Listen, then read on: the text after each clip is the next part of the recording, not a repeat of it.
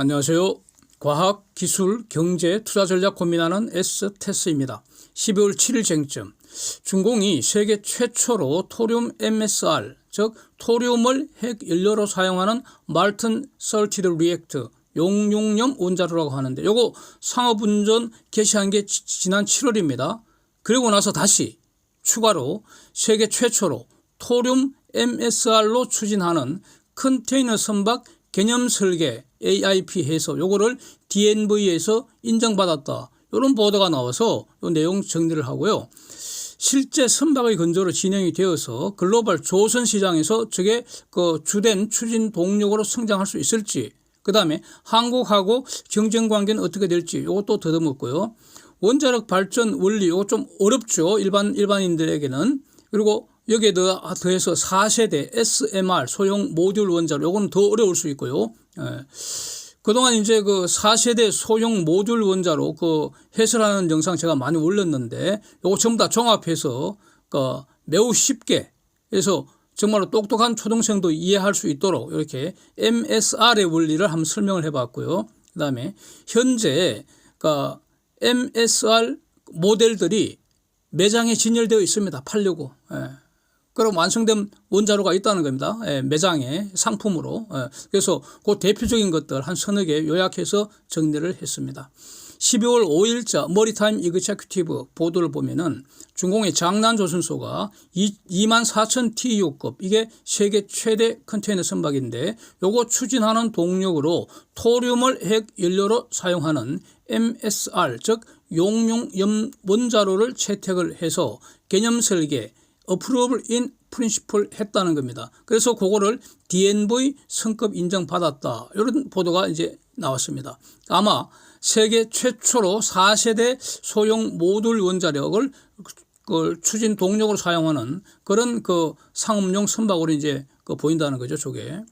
그래서 토륨을 핵 연료로 사용하는 MSR은 중공이 이미 고비 사막에서 고비 사막이라고 말씀드리는 것은 물이 없는 내륙에서 이게 중요하다는 겁니다. 그러니까 원자로 시키기 위해서 물을 사용하지 않는다. 경수로 타입이 아니다. 이거 강조하기 위해서요. 그래서 거기서 이제 고비 사막에서 2메가와트 규모로 파일럿 테스트 성공했다. 이렇게 지난 7월에 발표했고요. 그리고 바로 상업운전 시작한다. 이렇게 이제 발표를 했던 겁니다. 이게 이제 저 프로젝트가 2011년부터 대략 한 5억 불 정도 투자했다고 하고요. 그래서 그 21년 9월에 그 2메가와트 원자로 그 프로토타입을 설계를 해서 그 고비 사막이 시작되는 우웨이라는 지역, 그 중공 북서부의 우웨이라는 지역, 거기에 한 1,000가구에게 전력 공급하면서 이렇게 이제 실증 테스트를 했다는 겁니다. 그래서 예전 그 처음 영상 이걸 소개할 때는 뭐 관련 그 구글 지도라든지 이런 거 다 이제 그 보고 그랬는데 지금 이렇게 말로만 진행을 하겠습니다. 그래서 이제 23년 7월경에 우리 그 실증 테스트 성공해서 이제 바로 상업운전 들어간다 이렇게 발표를 했던 겁니다. 금년 7월. 그래서 2030년까지 100메가와트급으로 10만 가구 전력 공급 사업을 시작한다는 겁니다. 그래서 원자로의 사이즈 가로 세로 2.5m에 높이 한 3m짜리. 여기 이제 뒤에서 제가 말씀드리는 다른 어떤 그 상업용 그 원자로 모델 지금 다 만들어서 팔려고 내놓은 거, 그 진열대 전시해 놓은 거, 그거하고 비교를 하면은 조그마한 용량입니다. 조그맣습니다. 그리고 이제 다른 사진 보시면 그 고비 사막 풍경이 상당히 인상적입니다. 그래서 그 당시 7월 당시 사우스 차이나 모닝포스트가 보도하는 걸 보시면 중공이 앞으로 2만 년간 땔감 걱정 안 해도 된다, 될 정도다. 이렇게 지금 그 보도를 시작을 하고 있습니다. 무탄소 동력원으로 4세대 SMR, 이 상당히 이제 주목되지 않습니까? 특히 핵 연료로 우라늄이 아닌 토륨을 사용하는 이 토륨 MSR, 요걸 제가 특히 이제 주목을 해서 저도 이제 영상을 많이 올려뒀습니다. 저게 상용화된다면은 게임 체인지, 될 가능성 있는 거 아니냐 이렇게 이제 봤던 건데 지금은 제가 견해가 약간 조금 달라졌는데 이유가 말이죠. 이제 값싸고 풍부한 천연수소가 대량 공급 가능성이 있다. 이 천연 수소는 고갈 염려할 필요 없다. 이런 겁니다. 그래서 그렇다면은 원자력 추진과 수소 추진은 경쟁 관계 되는 거 아니냐. 그러니까 이것 때문에 과거보다는 이 토륨 MSR 중요성이 좀 떨어진 거 아니냐. 저는 이렇게 이제 개인적으로 정리를 하고요. 그러나 여전히 중요하다고 이제 생각합니다. 그 다음에 또 그 선급에 AIP 인정받는 거, 여기 안고가 뭐냐. 선급이 사전에 인정 기준을 딱 설정을 해 둡니다. 여러 가지 기술적 조건이죠. 그래서 인정받았다는 것은 선급이 사전에 설정해 놓은 그런 조건을 충족한다는 것을 확인했다. 이런 의미입니다. 그래서 실제 선박 건조하고는 아무 관계 없습니다. 그러니까 진짜 중요한 건 뭔가, 그러니까 원자로, 그러니까 토륨 MSR 원자로를 탑재해서 진짜 프로토타입 배를 건조를 해서 실선 테스트하는 것, 그게 의미가 있다고 저는 정리를 하겠습니다. 그러니까 지금 중공이 했다는 거, 장난조선소가 했다는 저거는 아직은 사무실에서 호작질한 정도에 불과한 거 아니냐. 호작질은 누구나 할 수 있는 거 아니냐. 즉 K조선도 언제나 지금 당장이라도 저런 저 정도의 호작질은 할 수 있는 거 아니냐. 뭐 이렇다는 뜻입니다. 이건 이렇게 까는 건 아니고요. 그러나 어쨌든 간에 의미가 있는 것이 어쨌든 저런 방식으로 장난조선소 한 저런 방식으로 원자력 추진 시대가 이제 앞으로 이렇게 오고 있는 거 아니냐. 이렇게 이제 정리하면 될 것 같습니다. 그런데 원자력 추진 시대가 본격 진행되기 위해서 중요한 거 한 두 가지로 저는 보는데, 첫 번째로는 기술적으로 선박용 MSR, 실물 원자로가 있어야 합니다. 실물 원자로가 있어야지. 그렇잖아. 물건 있어야지. 그래서 그 원자로에 이제 실물 스펙도 나오고 이렇게 해야 되는데, 지금 장난조선소는 선박용 원자로가 있는지 없는지, 이거는 지금 있어도 안 밝히는 건지 하여튼 약간 불명확하고요. 이제 원자로보다 더 중요한 거, 진짜 중요한 거, 두 번째 조건, 원자력 추진 상업용 선박의 운행 기준에 대한 국제 규범이 정립이 돼야 합니다. 즉 국제법이 마련돼야 합니다. 이게 안 되면 선박이 있어도 국제 항로에 사용 못하는 거죠. 기껏해야 국내 연안선에만 사용할 수는 있을 겁니다. 그는 국내법만 충족하면 될 테니까. 그래서 이와 관련된 게 러시아 같으면은 북해 항로 지나는 원자력 추진 쇄빙선, 그다음에 원자력 추진 컨테이너선, 그다음에 부유식 원자력 발전소 이런 거 운영한 지 오래됐습니다. 그런데 제가 볼 때는 전부 다 4세대는 아닌 것 같고요. 전부 다 3세대 이하, 즉 구식 원자로라는 겁니다. 그래서 또 잠수함 등에는 이미 원자력 추진 사용된 지 오래됐잖아요. 그래서 이번 준공의 발표가 의미 있는 것은 4세대 SMR, 그중에서도 토륨을 사용하는 MSR 원자로라는 겁니다. 그런데 이것도 이미 미국에서 1960년대에 이미 다 해본 겁니다. 자동차, 비행기, 선박 이런 데다가 먼저 한 번씩 다 적용해 봤다는 겁니다. 그 당시에 이미. 대략 한 60여 년 전에. 그래서 지금 역사적 사진, 저거 예전에도 한번 예전 영상에서도 한번 본 건데 다시 한번 보면은 저게 말이죠. 미국이 60년대에 만들어서 대략 한 10년가량 운행을 한 것으로 알고 있는데 그 배 이름이 NS 사바나호입니다. 그게 지금 검문교 부근을 항해하는 모습인데 저게 원자력 추진입니다. 저 배 지금 아마 박물관에 있는 것으로 알고 있습니다. 지금 한국은 어느 정도인가? 가장 중요한 거는 고유한 4세대 원자로 지금 있는지 이거 아닙니까? 한국의 고유한 4세대 SMR 원자로 모형이 있느냐, 모델이 있느냐? 제가 알고 있기로는 아직은 공개된 거 없는 걸로 알고 있습니다. 그 다음에 이제 MSR 연구는 한다고 말한 지 오래됐는데, 가령 삼성중공업하고 한국 원자력 연구원이 공동 연구한다, MSR 연구한다 발표한 지가 벌써 이제 3년 지났지 않습니까? 그런데도 아직 모델이 공개된 거 없는 것 같습니다. 아마 비공개로 열심히 연구하고 있겠죠. 그래서 아직 공개할 정도로 완성된 게 아니다 이렇게 볼 수도 있고요. 그런데 저는 뭐 지금 비판하는 거 아닙니다. 전혀 그런 뜻이 아니고요. 공개 안 한다고 해서 한국 뭐 실력이 없다, 못한다, 뭐 한국한테는 모델 없다 이런 뜻은 전혀 아닙니다. 예.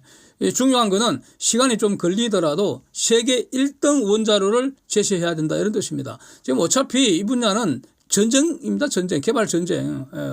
그 향후에 그 게임 체인저로 될 수가 있기 때문에 엄청난 시장이 열릴 거기 때문에 지금 전 세계에서 이거 안 하는 나라가 없을걸요. 그러니까 거의 뭐 수십 개, 많으면 한 100개 가량 그 원자로 모델이 서로 경쟁 관계에 있지 않겠습니까? 그 중에서 상위 한 수개 종목, 기종만 살아남아서 시장을 결국 제패하게 되겠죠. 그래서 한국형 이 원자로가 통과해서 살아남아라. 즉 시장이 선택받을 수 있는 그런 원자로 설계하는 게 가장 중요하지 않겠나. 그러니까 뭐 너무 일찍 서둘러서 공개하겠다 뭐 그럴 필요도 없지 않는가 싶습니다. 하여튼 아직은 없는 걸로 알고 있습니다. 한국은. 그런데 그렇다고 해서 삼성중공업의 원자력 추진선 비즈니스 전략, 이쪽 사업 원자력 추진 선박 시장에서의 비즈니스 전략 그것과 관련해서 한번 본다면은 이미 덴마크, 캐나다, 미국 등에 지금 원자로 4세대 MSR 원자로 모델이 제품으로 완성이 되어서 지금 팔려고 상품으로 나와 있잖아요. 그게 지금 매대에 진열되어 있잖아. 그러니까 즉 MSR 원자로 모델이 있다 이겁니다. 이거를 선박 추진용으로 모델 체인징하는 것만 지금 남아 있지 않느냐. 마치 F-35A 전투기 요거는 지금 지상 활주로 이용하잖아요. 요걸 항공모함에서 이용하려면은 모델 체인지 살짝 해서 F-35B로 나와야 되잖아요. 이렇게 한 다음에 이제 항공모함에 도입하잖아요. 비슷하게 또 가령 이런 거 아닙니까? 현재 삼성중공업이 그러니까 컨테이너선이나 LNGC 이런 걸 건조한다고 할 때 엔진 뭐 사용합니까? 엔진. 그거는 에너지솔루션이 만든 거 또는 윈지드가 만든 거 그 엔진 갖고 와서 최종 선박 건조하는 거 그렇지 않습니까? 그러니까 어차피 원자력 추진기관 즉 원자로라는 것은 그러니까 기계식 엔진을 대체하는 거 아닙니까? 그리고 그거는 선택할 당시에 세계 1등 원자로들 중에서 고객이 골라 잡는 거 아닙니까? 그러니까 K원자로 모델이 있든 없든 삼성중공업의 원자력 추진 선박 비즈니스 모델에는 아무런 영향이 없다는 겁니다. 이거. 네, 아무런 영향이 없다는 겁니다. 그래서 그 다음에 또 중요한 거 동일한 엔진을 사용해서 LNGC를 만들었다 해도 중공이 만든 배는 바다에서 자꾸 퍼지잖아. 한 번 퍼지고 두 번 퍼졌는데 그렇잖아요. 최근에 또 퍼졌잖아. 앞으로 또 몇 번을 더 퍼질지 이제 주목되잖아요. 그런데 K조선이 만든 배는 30년 팔팔하게 돌아다닌다 이겁니다. 이게 중요하잖아요. 그래서 결국 핵심 문제는 그러니까 원자력 추진 시대를 연다할 때 핵심 과제는 미국, EU, 영국 등이 지금 만들고 있다고 알고 있거든요. 이 영상도 많이 다루었습니다. 이전에. 그래서 얘네들이 주도해서 상업용 원자력 추진 선박에 관한 국제법을 지금 확립을 해줘야 한다는 겁니다. 법이 먼저 있어야 합니다. 국제규범이죠. 그래서 그게 되면은 형식은 이제 IMO의 규제 기준으로 이제 이렇게 문서로 남겠죠. 그게 돼야 된다는 겁니다. 이게 확립되면은 원자력 추진 컨테이너선 이런 거 설계 건조하는 데는 아무 장애가 없는 걸로 알고 있습니다. 여기서 이제 그 다음에 중요한 거는 실질적으로 이제 수주받는 거죠. 수주받는 거. 고객이 선택을 해줘야 될 거 아닙니까? 그런데, 그러니까 천연 수소 공급하고 이제 수소 추진선 개발이 의미 있는 수준으로 진전이 된다면 그러면은 지금 4세대 원자로도 여전히 핵 폐기물 문제가 남아 있고요. 또 핵연료 고갈의 문제도 여전하다는 겁니다. 이게 핵연료가 고갈이 된다는 것은 결국 가격 상승의 문제가 되기 때문에 그런데 천연수소는 고갈의 문제에서 원천적으로 자유롭습니다. 고갈될 일이 없습니다. 그러니까 원자력 추진선과 수소 추진선은 경쟁 관계 될 수 있다. 전 이런 어떤 강한 직관이 들기 때문에 결국 K조선 입장에서는 원자력 그 추진선 준비하는 것도 중요하지만 오히려 수소 추진선 더 완벽하게 그 준비하는 게 중요하지 않을까. 하여튼 요즘에 이런 의견입니다. 이제 그 4세대 토륨 MSR 요 원리를 아주 쉽게 간결하게 한번 정리를 해보겠습니다. 정말로 그 똑똑한 초딩생 한 5학년, 6학년생 정도도 이해할 수 있도록 이렇게 한번 진행해 보겠습니다. 자연에 존재하는 핵 분열 물질, 인간이 현재까지 알고 있는 것, 그거는 핵 분열 동위원소로 가는데 우라늄하고 플루토늄 딱 두 개입니다. 우라늄과 플루토늄. 구체적으로 우라늄 233, 우라늄 235, 그 다음에 플루토늄 239, 플루토늄 241, 딱 요거 4개입니다. 4개. 그런데 플루토늄은 핵무기와 직접 관련돼 있어 갖고 이거는 진짜 엄격하게 통제되기 때문에 상업적으로 이용 가능한 것은 우라늄 233과 우라늄 235 요 두 개뿐입니다. U233, U235 요걸 기억해야 됩니다. 그래서 모든 것은 여기서 시작되는데 문제는 이 물건이 있어야 하잖아. 이 물건 어떻게 얻느냐 이겁니다. 그래서 일단 땅부터 파재기야 합니다. 땅을 파야 합니다. 예. 즉 우라늄 광산에서 돌덩어리를 캐낸다 이겁니다. 우라늄 돌덩어리 캐내는 건데 이런 건 대부분 산화물 형태로 발견됩니다. 철도 산화물, 산소하고 결합된 상태라는 것이죠. 거기서 이제 순수한 우라늄을 이제 얻게 되는데 이 우라늄 광산에서 돌덩어리를 캐내면은 98.28% 이상이 우라늄 238입니다. 8. 와, 이거는 쓰레기입니다. 돈이 안 됩니다. 왜냐면 이거는 핵 분열 안 되는 쓸모없는 돌덩어리에 불과하고요. 그래서 98.28%는 돈 다 날린다 이겁니다. 우리가 원하는 우라늄 235는 그 존재량의 0.7%에 불과하다 이겁니다. 이 자체로도 또 우라늄 농도가 너무 낮아갖고요. 이거 그대로는 쓸 수가 없다 이겁니다. 우라늄 농도가 너무 낮기 때문에. 그래서 자연계에서 저절로 일어나는 핵 분열 또 그로 인한 방사선 걱정, 이건 걱정할 필요가 없다 이겁니다. 이런 걸 모를 때 수천 년 전서부터 인간은 자연 방사선 속에서 같이 더불어 잘 살아왔다는 거 아닙니까? 그래서 그러니까 여기서 이제 인간이 기술을 투입할 분야가 우라늄 235 자연산은 농도가 너무 낮으니까 이건 농도를 농축을 시켜줘야 합니다. 농축을 시켜줍니다. 그래서 농축시키는 이제 기술이 들어가는 것이고 이제 농축을 한 4%에서 20% 정도 이렇게 농축시킨 거 요게 핵 연료가 되는 거고요. 90% 이상 농축시키면 핵 폭탄이 되는 겁니다. 그러니까 이제 우라늄 농축시키는 그 설비는 이 핵무기 확산 방지 정책에 따라서 통제되는 거죠. 예, 국제 사찰 받고 이렇게 통제됩니다. 그러니까 이제 하여튼 어쨌든 간에 그럼에도 불구하고 원자력 발전하기 위한 저농축 우라늄은 만들 수도 있고요, 사용할 수 있고요. 그다음에 그러니까 이제 사올 수도 있습니다. 돈만 주면 사오면 됩니다. 그래서 근데 이제 요걸 갖고 원자력 발전을 하는데 이게 한국을 포함해서 세계 현재 가동 중인 그 상업용 원자력 발전소 거기에 사용되는 원자로 거기는 제일 좋은 게 3세대 원자로라는 겁니다. 1세대, 2세대, 3세대 이렇게 이제 발전해 와서 제일 좋은 게 최신형이 3세대 원자로인데 요거는 3세대 원자로는 4세대부터는 소형 모듈 원자로가 들어간다 이렇게 정리하고요. 그래서 기존의 이 원자로는 핵 연료로 우라늄 235를 고체로 만들어 사용했습니다. 그래서 고체 연료봉 우라늄 235 이걸 사용했다는 겁니다. 중요한 것 여기서 이제 우리 이런 짓을 왜 하느냐 이겁니다. 우리는 에너지가 필요하다. 즉 열이 필요합니다.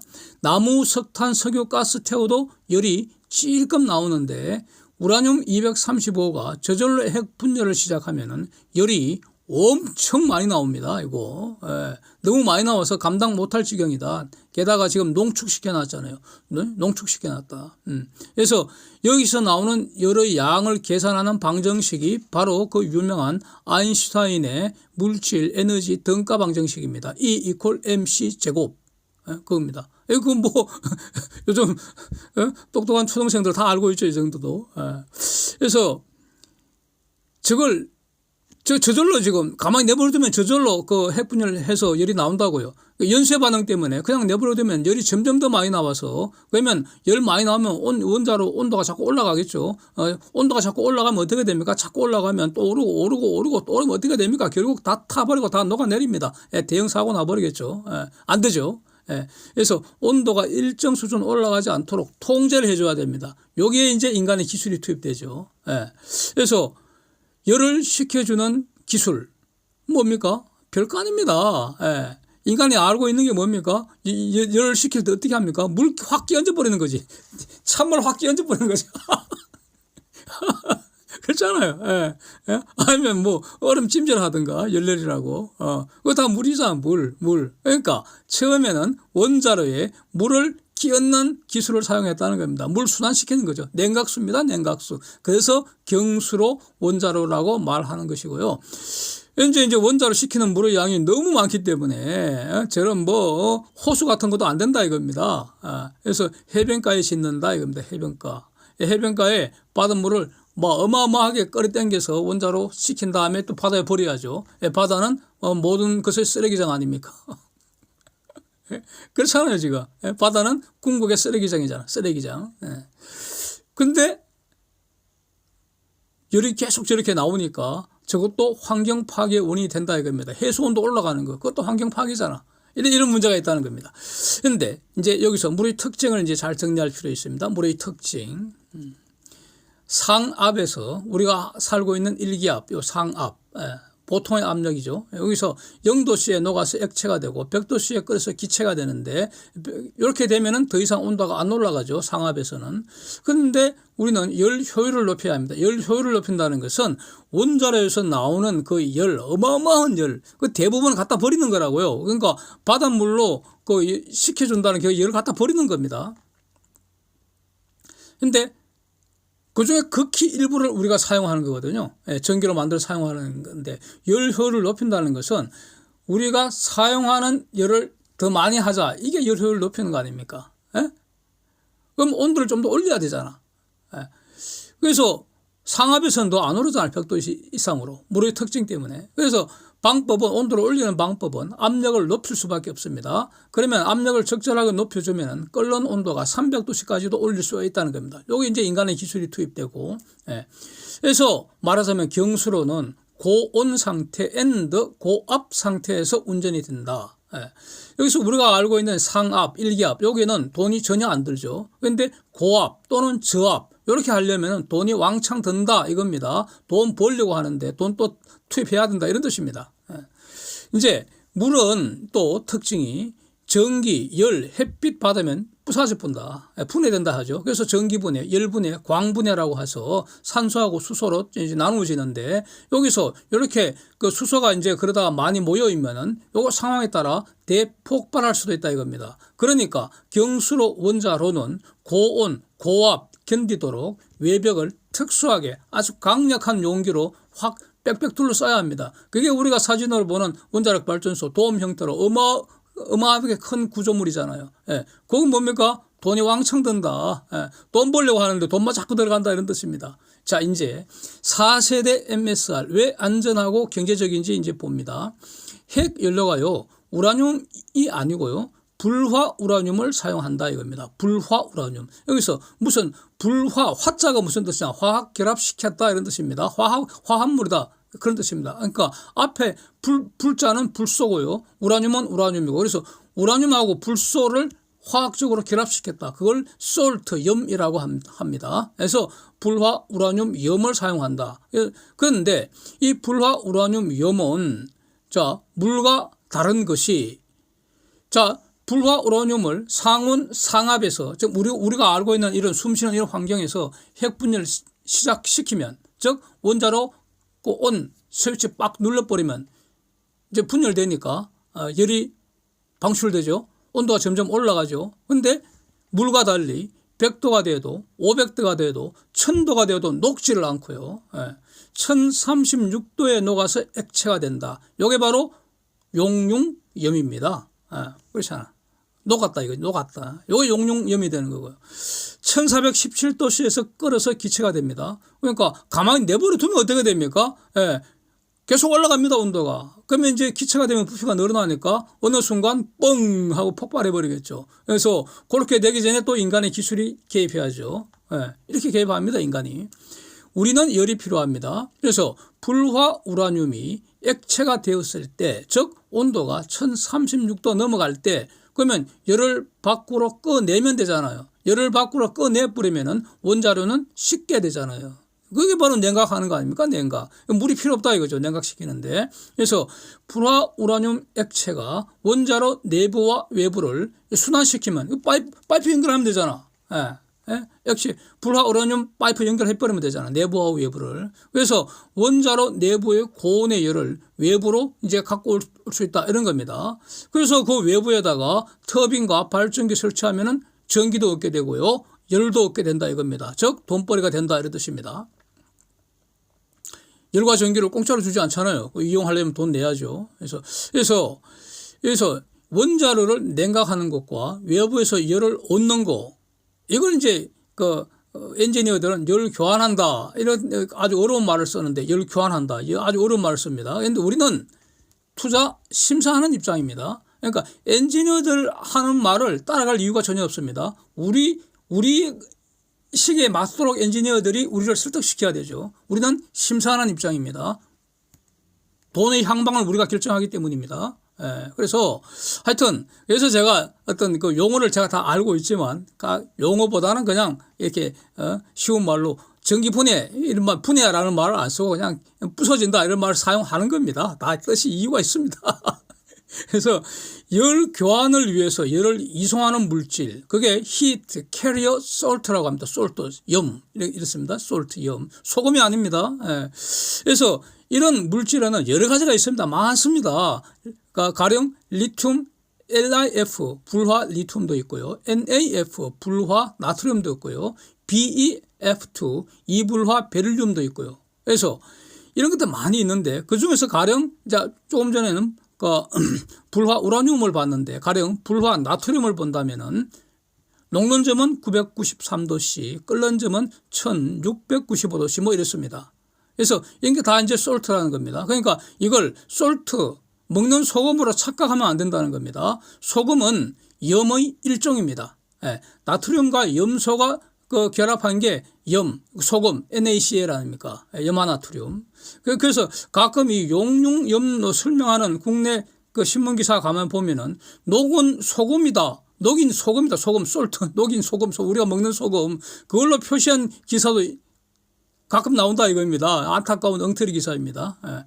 그래서 녹는 점, 끓는 점이 물보다 매우 높기 때문에 요거 설계를 잘 하면은 이 MSR을 한 600도씨 근방에서 고온으로 운전을 하는데도 상압으로 유지가 된다. 이게 큰 장점이라는 겁니다. 그리고 만약 사고가 나서 핵 분열이 스톱되면은 그럼 온도가 내려가죠. 온도가 내려갑니다. 그러면 고체로 변한다. 즉 원자로 내부가 그냥 하나의 돌덩어리처럼 탁 변해버린다. 안전하다 이런 뜻입니다. 그런데도 이런 MSR에도 하여튼 문제가 있다는 겁니다. 핵 폐기물 문제는 여전히 완전히 해결된 건 아닙니다. 양은 팍 줄어들지만 해결되는 게 아니고 여전하고, 그 다음에 우라늄 235 매장량도 이게 매우 제한적입니다. 많지는 않습니다. 그래서 이거 이제 해결해 볼까 하는 것이 바로 토륨 MSR이라는 겁니다. 그래서 이제 이 토륨의 성질을 알아야 되는데 요거 아주 성질이 고약한 놈입니다. 요거. 흔해 빠졌는데, 예. 흔해 빠졌는데 성질이 고약하다. 자발적 핵 분열 안 합니다. 예. 그런데 이게 중성자를 흡수하면은, 이 말은 인간이 기술을 사용해서 토륨한테 중성자로 한 방 패버리면 이런 뜻이죠. 그러면 저절로 변신을 한다는 겁니다. 분열을 시작한다. 그래서 궁극적으로 우라늄 233이 된다 이겁니다. 즉 토륨에 중성자로 한 방 때려버리면 나중에 우라늄 233으로 변신한다 이런 뜻입니다. 그런데 우라늄 233은 저절로 핵 분열한다 이런 겁니다. 그래서 토륨 원자로는 반드시 최초에 중성자로 한 방 빵 때려줘야 합니다. 그 불쏘시개가 필요하다. 불쏘시개. 그래서 그 불쏘시개로 우라늄 235를 적당하게 섞어서 사용한다. 그래서 결국 모든 출발은 우라늄 235다 이런 뜻이고요.